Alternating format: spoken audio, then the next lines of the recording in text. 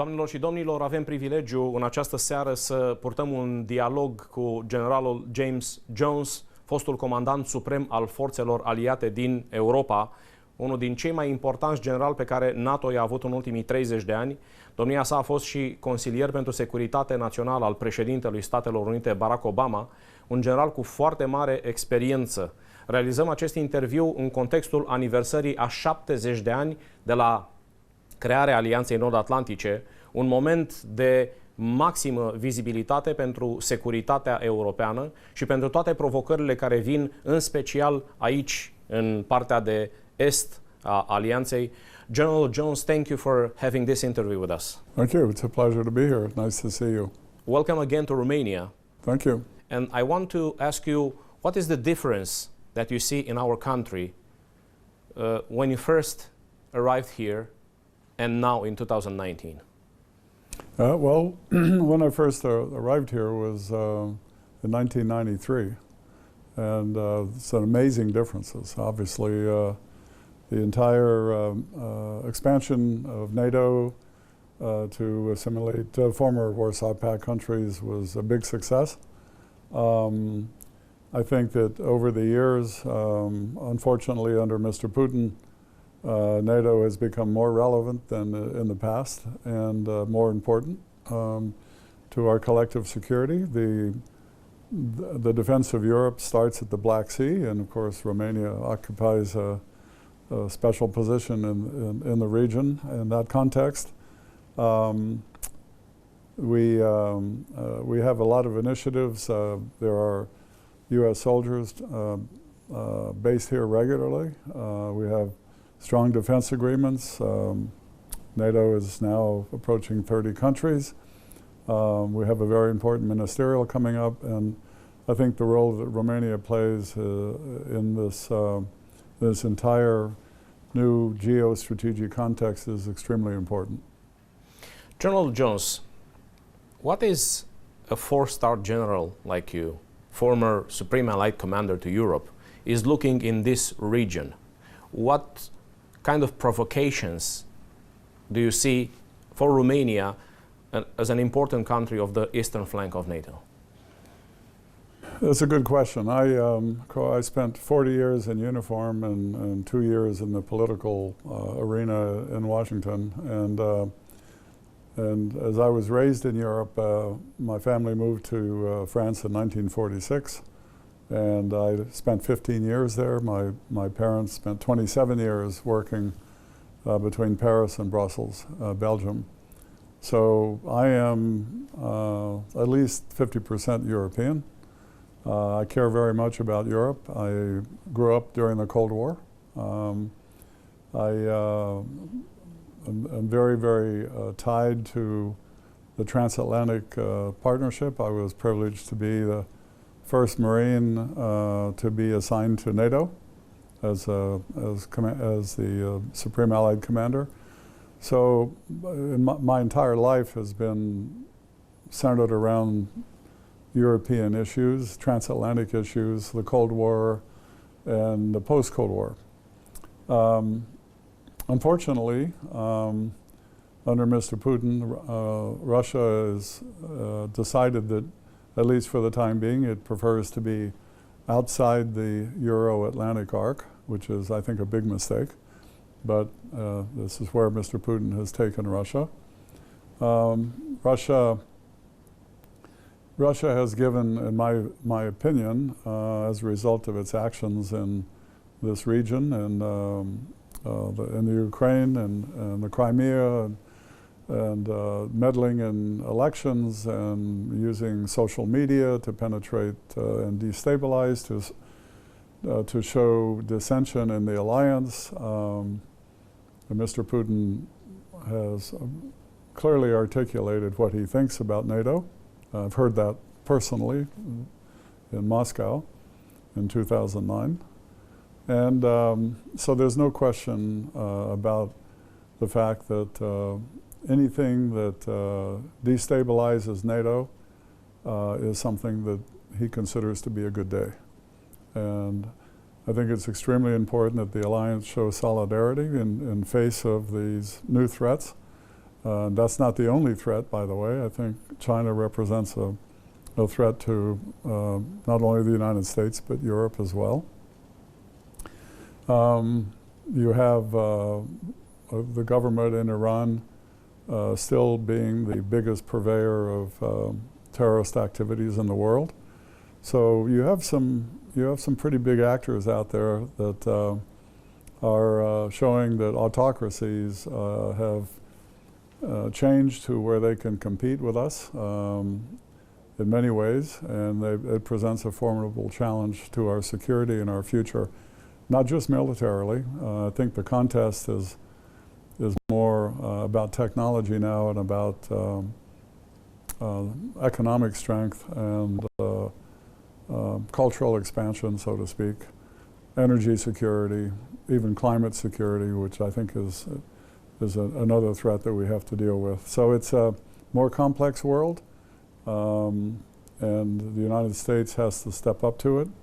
And the best allies the U.S. have in the world is the North Atlantic Treaty Organization, and that's why we have to make sure that it meets this challenge as a unified front. General Jones, Romania hosts the biggest military investments of the United States, which is the seat of Deveselu, where we have the anti-ballistic missile Aegis Ashore system, $1 billion investments. But we need to enforce this relation, the strategic partnership with the United States, also in the economic area. Mm-hmm. We have an actor called ExxonMobil, which invested more than $1 billion in the Black Sea to help us get the natural gas from the Black Sea and to reach that energy independence and to have the Romanian gas for our country and the whole of Europe, to get rid of the Russian gas. But the sad news is that ExxonMobil could withdraw from the Black Sea from commercial reasons, and we cannot have a very good military, security, political relationship and not having a strategic partnership from the economic point of view. Mm-hmm. How do you see this relation that from the economic point of view is not as good as we hope? I think it's unfortunate that Exxon has taken that decision, and I don't know. I would imagine the reasons have to do with their balance sheet, but it is a significant event, and you're correct. I think we need to take a hard look at that and see how we can offset that move. One of the great programs in the region, I think, is the 3 Cs initiative, which has at least 1/3 of its component has to do with energy. And the United States has committed to support the 3 Cs initiative, which involves, I think, 12 countries now. And Romania has been one of the leading voices in supporting the 3 Cs and hosted a very successful conference here just recently on the 3 Cs initiative. I think that from an energy perspective, because 1/3 of the projects relate to energy, I think the 3 Cs program will help offset that. And the second area, I think, of great progress is going to be as we collectively move towards the 5G world, and that will have a dramatic impact on the gross domestic product of countries like Romania, as well as we must do that together, and we must share technology, and we must move towards not just a 5G world, but a secure 5G world. A lot of people talk about 5G without mentioning the word security, but if you don't have a secure network, you leave yourself open to Chinese and Russian spying and lifting technology, lifting state secrets, invading privacy of our citizens, and this is why secure 5G is the most important aspect of the future. 5G, it's maybe the project for the future, let's say, cooperation for NATO countries, for EU countries, and to have a strong link with United States, with our Correct. strategic partners. What decision do you think Romania should take in this 5G? Because 2 months ago, our former communication minister, Alexandru Petrescu, signed an agreement in Washington, D.C. with the U.S. administration in order to keep close and to develop together this 5G project. Why is that important, especially for Romania here on the eastern flank of NATO? So it's extremely important. As a matter of fact, I would say it's more than important, it's critically important. It's critically important for Romania, it's critically important for the United States, it's critically important for the future of the alliance, and frankly for the future of our economies. I think the first thing that we all have to do is make sure that the public is educated about the threats that we face today. And in the domain of cybersecurity, Russia and China and Iran and maybe North Korea, but those four are really the leaders in being able to penetrate our societies and capture technologies, capture military secrets, capture ways in which they can duplicate what we do and to their advantage. And so it's a very, very sophisticated, very successful use of technology. And one of the characteristics of the times we live in is that technology is growing faster than our ability to regulate it.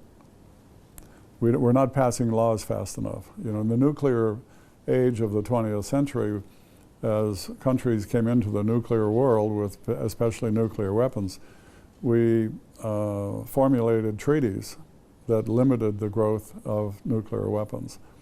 We have not done that in the cybersecurity world.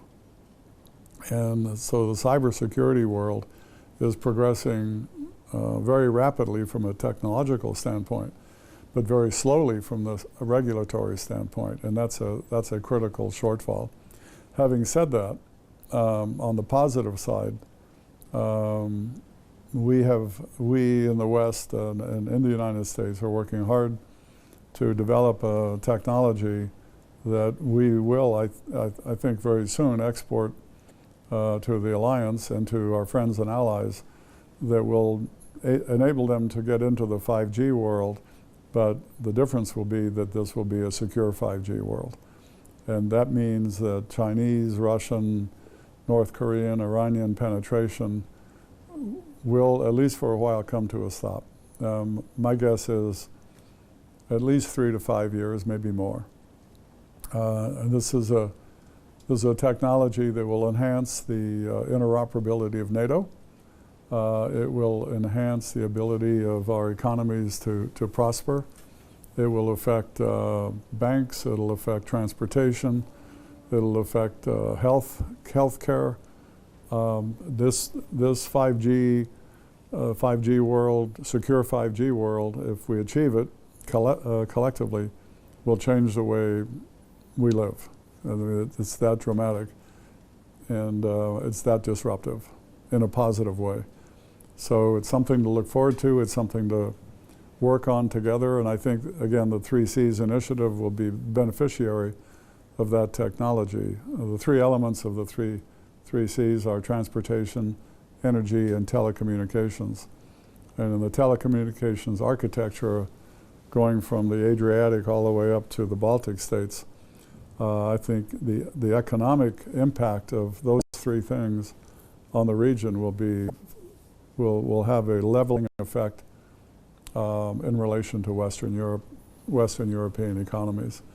So there's a lot to look forward to. Romania is right in the heart of the important decisions, has been a great ally, great friend, great supporter, and in the United States we're very grateful for that.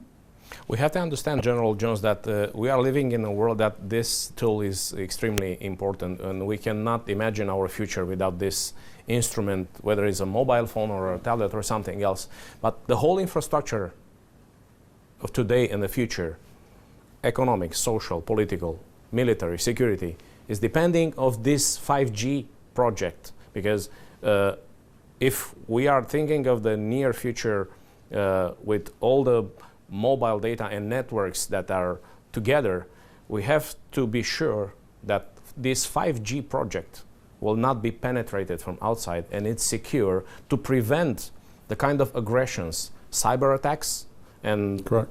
hybrid war operations like we saw in the last 5 years.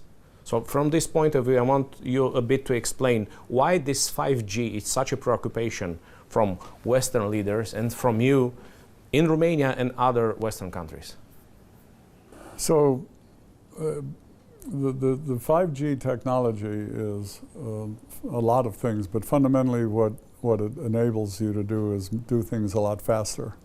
The latency, which is the period of time between when you trigger an event and you actually execute the event, is reduced to almost nothing. It's almost real time. It's as close to real time as you can get.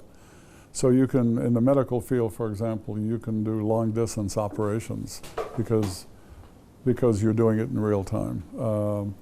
In driverless cars, the margin of error between one car and another is reduced to centimeters as opposed to larger distances, and so on and so forth. But I think the important thing to understand is that if you don't make it secure, if you're not secure, you're basically vulnerable just as you are today in the 4G world, right? So most of our phones, we think, you see these companies that say, that it's a secure encryption and so on and so forth. I would be very careful about that. That's probably incorrect. And so that's why the U.S., in the U.S., what we're working on is really, no kidding, a secure network, because that's the only thing that guarantees that on 3 levels you can protect yourself. The first level is the national security level. The second level would be your civil sector, intellectual properties, big companies, healthcare, banks, stock markets, and then on the third level, as you held up your individual phone, your individual privacy. I think in democracies, most of us would like to know that if we're using our phone, that nobody's listening to us. I mean, that's just kind of our nature. Or steal our data from... Or steal our data, or cause bad things to happen. We have to remember that China and Russia have a completely different mentality. And Romanians know full well the communist doctrine and how they think. And in China, the government is just about able to control the very life of every citizen in their country. They know everything they're doing. They know what they say, they know what they read, they know what they do. They will soon assign an academic grade to the citizenship of every Chinese citizen.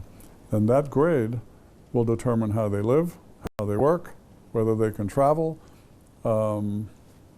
It is mind-boggling. And by the way, in China, they have roughly 1 million Muslims living in near captivity right now in what's been described as concentration camps. So when you're dealing with China, you really have to understand what's behind the offer. They are very competitive. They're very smart. The Huawei products are very, very seductive. They're cheap. But you have to understand what you're getting when you buy it.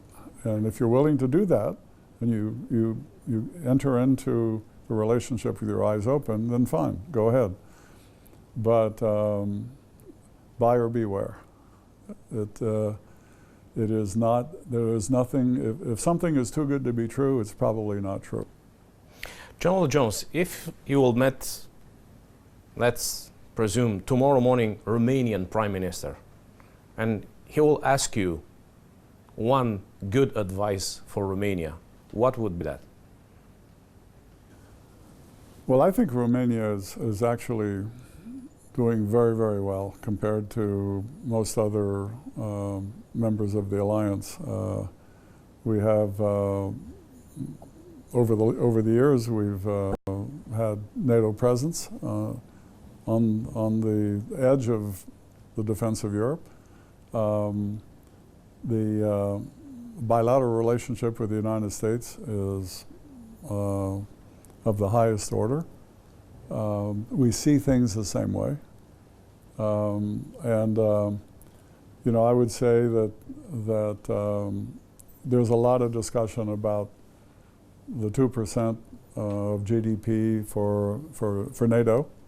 To me, that's it's an important commitment. It's an important goal because it shows the opposition, the Russians, the Chinese, and others, that we are together. It's more symbolic.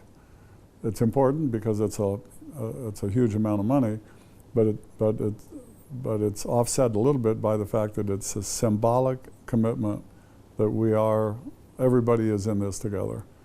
And so I hope we can make more progress to that. I think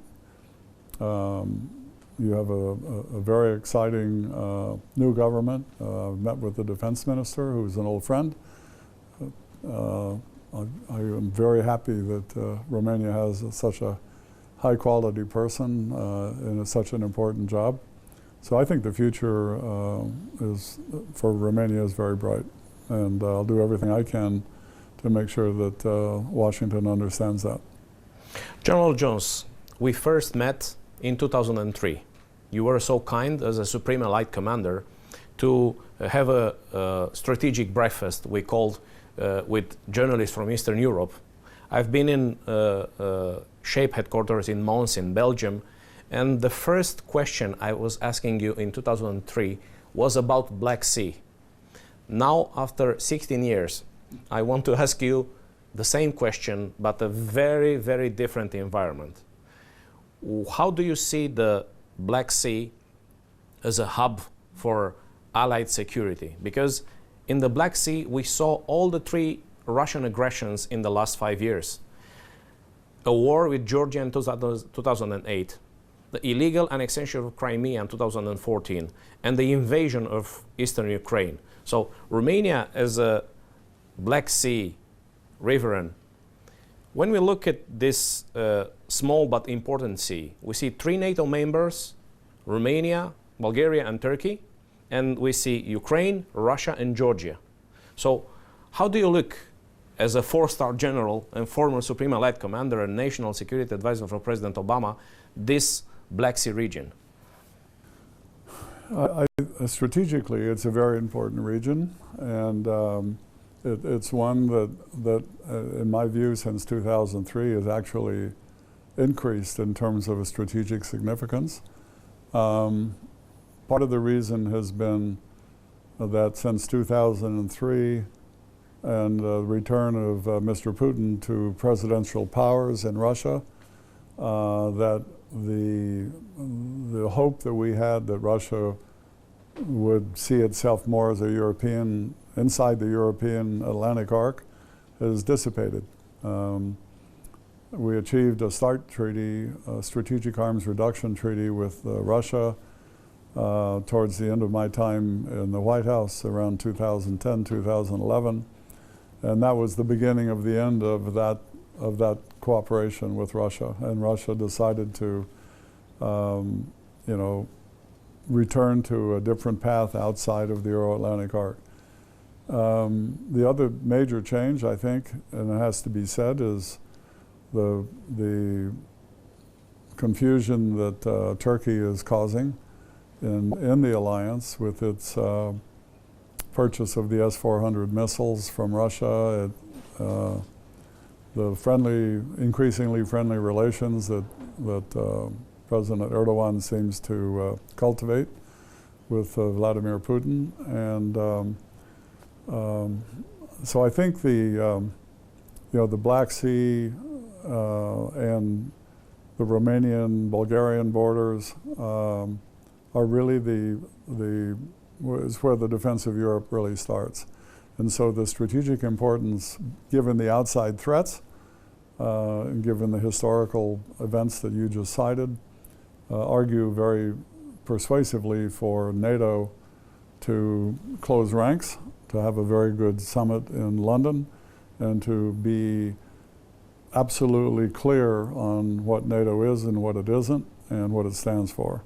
And what it stands for is our way of life in Europe, and we are being attacked in many different ways from countries external to Europe for those values, and we must be successful in this partnership to defeat these modern 21st century day attacks that are technical in the cyber world, that are in the economic world, and so on and so forth.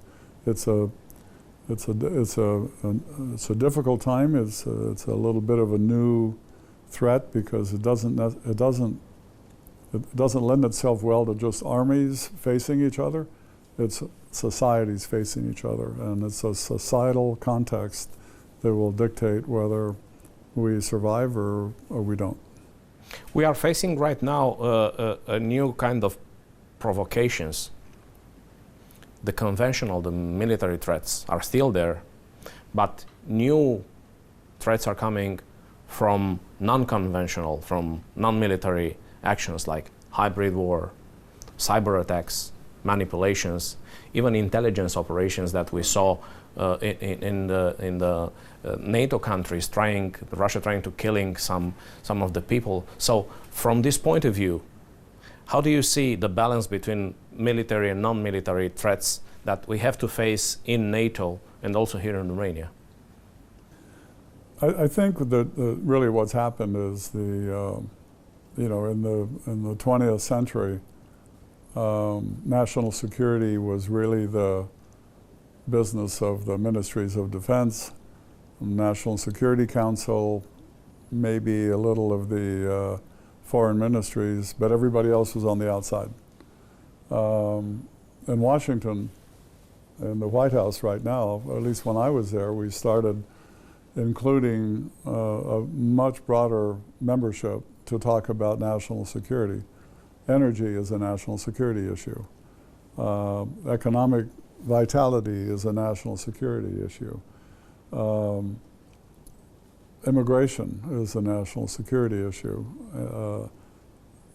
Energy is a national security issue. And so in addition to Ministry of Defense and Ministry of Foreign Affairs, you now have a much broader group. And if you look at the reactions when we're not happy with someone, what is it that we do? Well, you may move some armed forces around, but what you really do is deal with it with economic sanctions and isolation. That's what's happening today. So the Minister of Finance has to be at the table. So the whole concept of international and national security is much broader in the 21st century because of the different elements. Science and technology are an important part of our collective defense. So on the one hand, I would say I don't think we will have a military conflict, although you have to do the things necessary to make sure that there's enough deterrence that prevents that. But the real fight, I think, is going on in different levels simultaneously, all across the whole spectrum of society. General, how do you see Romania's profile in NATO? You have that privilege to be in the military system and also in the political system. How do you see Romania's role in NATO, and what is your opinion about Romanian military personnel inside the alliance? Well, I think Romania plays an important role in NATO. It's one of the leading voices on the edge of the defense of Europe. And I think NATO has actually responded well. to having troops exercise here to show a visible presence, moving in the right way on technology. I think that you know, the weapons that have been deployed are working rather well. There was still some work to do, I think, in terms of Romania developing an acquisition system that is based on competition for the best system for the best value. But I think that's coming along. So I think Romania's voice in if I were still in Belgium, I would be listening very carefully to the Romanian voice because you are definitely on the edge of freedom here, and it's important that our friends in Russia and in China and other places understand that there's a commitment, there's a feeling here that we have to be successful, and I think Romania is going to play an important role in the future. General Jones, we had a very good discussions about the foreign threats, about Russia, about China, but there are some problems right now inside the alliance that we're not expected to be. You've mentioned the relation of President Erdogan with Russia and Vladimir Putin, and this one also destabilized the bilateral relations with the United States.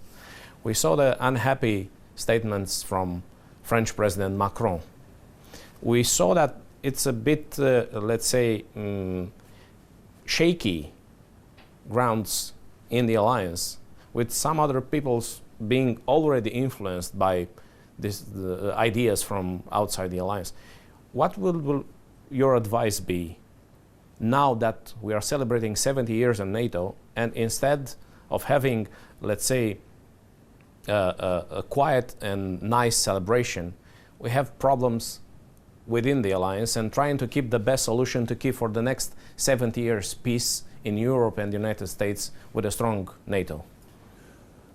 Well, my view is that if member countries are generally displeased or have some issues with what's going on in the alliance, let's work on it quietly, behind the scenes, in the regular order of business in NATO.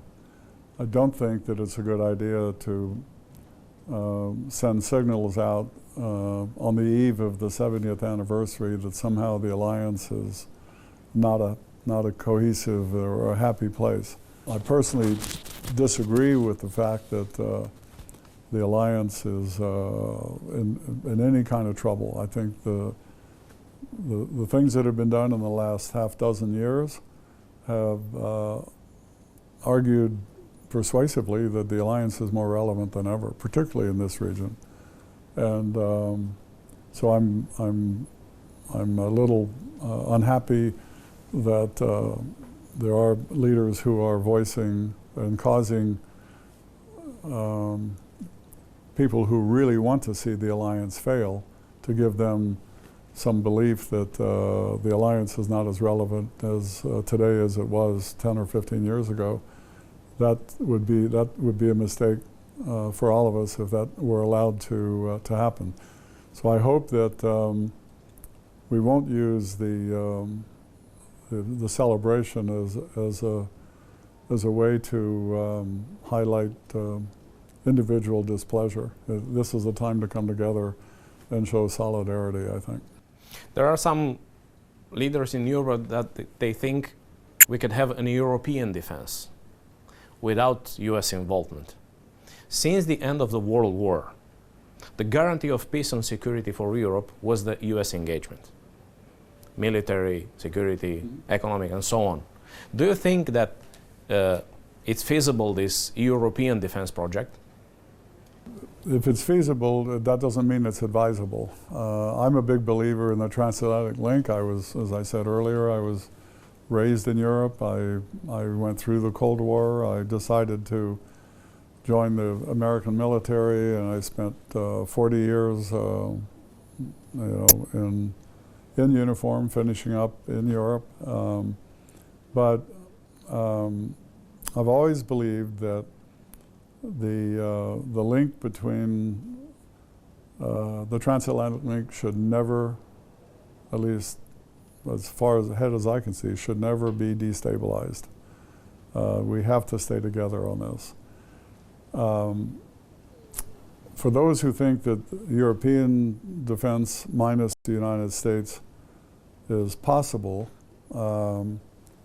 my answer would be that it would be much better to keep the alliance the way it is and figure out ways in which Europeans can, if the United States is outside an agreement on some sort of issues, that the Europeans, the whole North Atlantic Treaty Organization can actually adjust to accommodate European interests in a satisfactory way.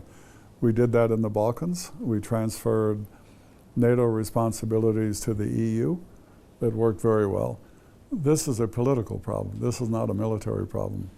The military knows exactly how to do this, and it's a question of whether the political leadership will bring itself to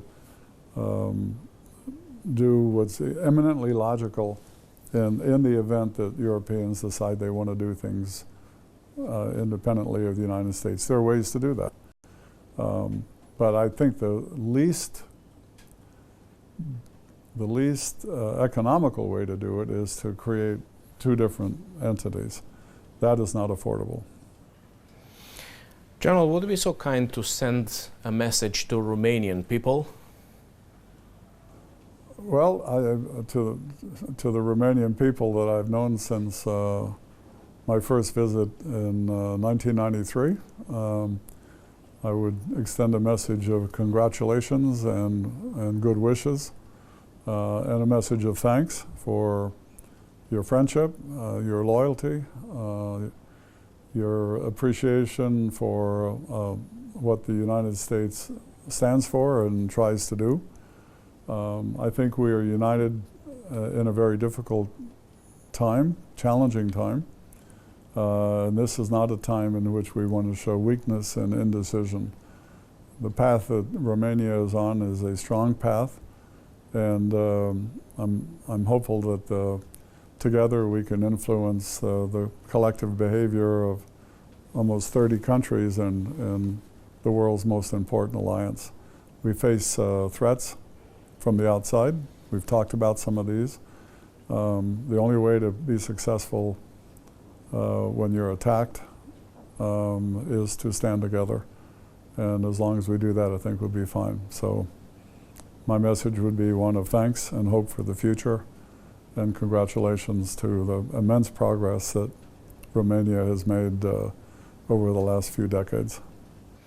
Doamnelor și domnilor, mesajele importante ale generalului James Jones sunt, cred eu, completate de ceea ce vă îndemn să citiți, și anume cele două cărți pe care le-am publicat anul acesta cu ocazia împlinirea 70 de ani de la înființarea NATO prin tratatul de la Washington în 1949.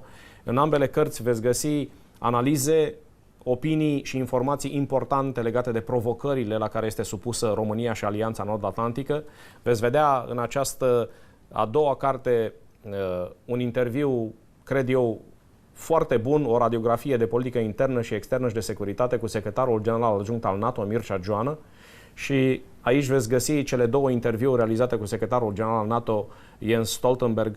Avem nevoie de informații, avem nevoie de a păstra o alianță nord-atlantică puternică pentru o pace pe care ne-o dorim pentru următorii 70 de ani. NATO înseamnă pace și securitate pentru 1 miliard de oameni și 30 de țări. Din această perspectivă, cred că dialogul cu generalul James Jones a fost astăzi foarte util. General Jones, thank you for this interview and wish you good luck and to see you back in Bucharest as soon as possible. Thank you. It would be a pleasure. Thank you.